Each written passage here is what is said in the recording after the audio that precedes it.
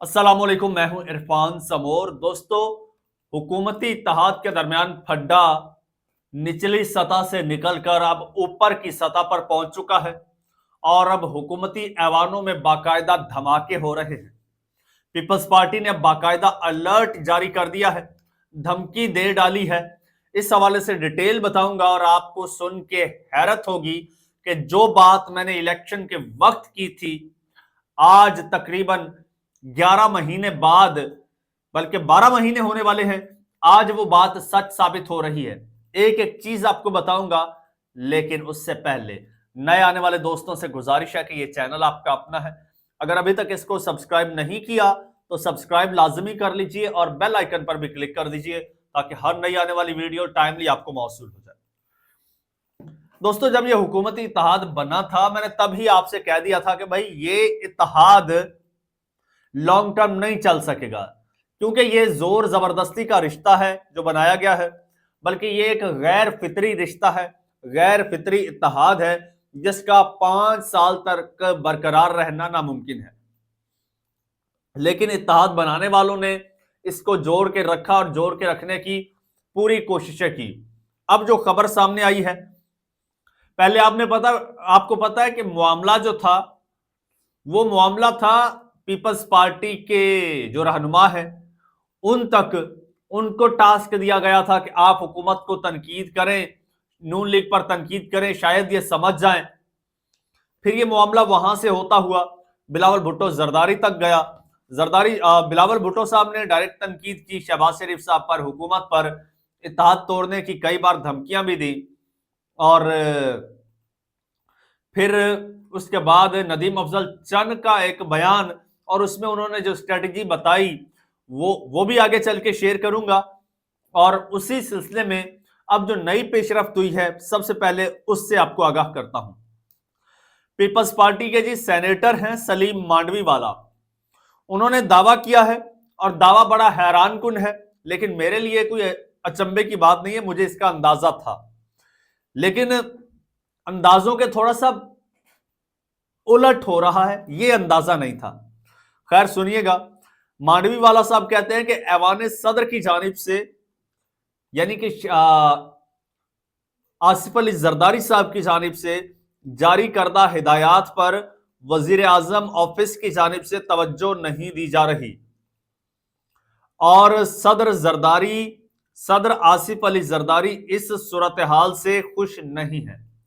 यानी कि आसिफ अली जरदारी साहब के ऑर्डर्स को शहबाज शरीफ साहब जो हैं वो वैल्यू नहीं दे रहे।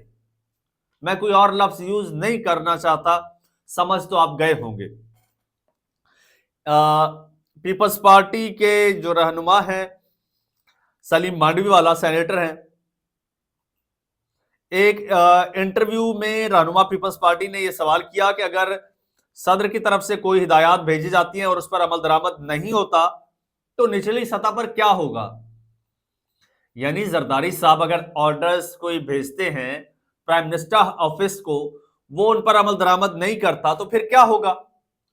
तो सलीम मांडवी वाला ने वार्न किया कि अगर आपने जिन चीजों पर इत्तेफाक किया था, यानी जो कमिटमेंट्स की थी आप लोगों ने, उन पर अमल दरामद ना किया तो इत्तेहाद एक दिन टूट जाएगा। सीईसी इजलास के दौरान महसूस कर सकता हूं कि अगर सूरत हाल तब्दील नहीं हुई तो इत्तेहाद बरकरार नहीं रहेगा। पीपल्स पार्टी सेनेटर ने कहा कि सीईसी इजलास में लोग मुस्लिम लीग नून से बहुत नाखुश थे, यहां तक कि पंजाब के नुमाइंदे भी पंजाब हुकूमत से बहुत नाखुश थे। तमाम सूबों के रहनुमाओं की उमूमी सिफारिश ये थी कि हमें अब इनका इत्तेहादी नहीं रहना चाहिए। सुन लिया। सलीम मांडवी वाला ने मजीद कहा कि इनके ख्याल में पीपल्स पार्टी की क़यादत अब मुस्लिम लीग नून बता देगी कि या तो उसे कोई हल तलाश करना चाहिए या हम अलग हो जाएंगे। यानी पीपल्स पार्टी की जो क़यादत है अब मुस्लिम लीग नून को यह बता देगी कि या तो उसे पीपल्स पार्टी के मसाइल का, पीपल्स पार्टी के मुतालबात का हल तलाश करना होगा, वरना ये लोग अलग हो जाएंगे।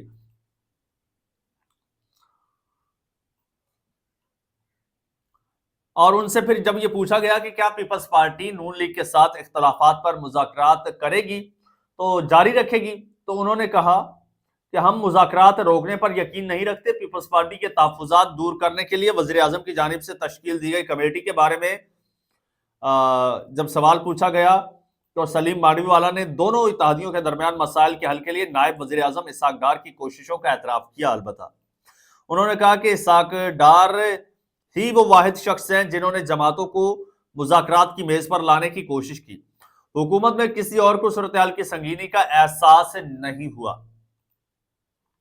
اس حوالے سے رد عمل دیتے ہوئے انہوں نے کہا کہ وزیر اعظم صدر کے دفتر سے آنے والی ہدایات کو بہت سنجیدگی سے لیتے ہیں، تاہم انہوں نے کہا کہ وہ مانڈوی والا کے دعووں کے پس منظر سے واقف نہیں ہے۔ یہ وزیر اعظم کے کوارڈینیٹر جو ہیں رانا احسان افضل، انہوں نے یہ کہا ہے کہ وزیر اعظم صاحب جو ہیں وہ زرداری صاحب کے آرڈرز کو تو بڑی سنجیدگی سے لیتے ہیں، اور جبکہ آصف علی زرداری صاحب صدر مملکت کے پریس سیکریٹری جو ہیں اختر منیر، انہوں نے بھی کہا کہ انہیں نہیں معلوم سلیم مانڈوی والا کس مسئلے کا حوالہ دے رہے ہیں۔ مسئلہ میں آپ کو بتا دیتا ہوں، مسئلہ وہ ہے جس کا ذکر نہیں کیا جاتا، مسئلہ ہے کرسی کا، مسئلہ ہے اقتدار کا۔ اب اقتدار بانٹنے کی بات ہوئی تھی، آج نون لیگ پیپلز پارٹی کے ساتھ ہاتھ کرنا چاہتی ہے، یا پھر نون لیگ کے ہاتھ میں کچھ ہے نہیں اور پیپلز پارٹی اس وجہ سے پریشان ہے۔ پیپلز پارٹی چاہتی ہے کہ ہمارا حصہ ہمیں وقت سے پہلے مل جائے، یعنی ان کے ساتھ کمٹمنٹس ہوئی تھی نا کہ بھائی آپ مل کے حکومت بنائیے، 2.5 سال شہباز شریف صاحب وزیر اعظم، 2.5 سال بلاول زرداری صاحب وزیر اعظم۔ اب ان کو لگ رہا ہے کہ خان آ رہا ہے، یہ 2.5 سال یعنی 5 سال والی گیم تو ہونی نہیں ہے۔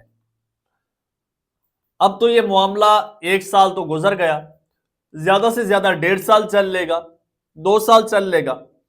اب ہم کوشش کریں کہ 8 فروری سے پہلے ہم کسی بھی طریقے سے شہباز شریف صاحب کو ہٹا کے اس کی جگہ بلاول بھٹو زرداری صاحب کو وزیر اعظم بنا لیں۔ کوئی پتہ نہیں کب یہ حکومت گر جائے اور بلاول زرداری صاحب جو ہے وہ ٹیگ لگنے سے محروم ہو جائے۔ وہ بیسیکلی وزارت عظمیٰ کا ٹیگ لگوانا چاہتے ہیں، وہ وزیر اعظم پاکستان کا ٹیگ لگوانا چاہتے ہیں، اس لیے وہ کوششیں کر رہے ہیں۔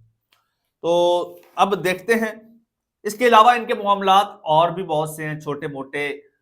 اب تو وہ ایشو آ گیا نا کہ آٹا گوند دی ہلدی کیوں ہے، اصل سٹوری تو آپ کو بھی پتہ ہے پیچھے کیا ہے۔ خیر، چینل آپ کا اپنا، اگر ابھی تک اس کو سبسکرائب نہیں کیا تو سبسکرائب لازمی کر لیجئے، بیل آئیکن پر کلک کر دیجئے اور مجھے اجازت دیجئے۔ اللہ حافظ۔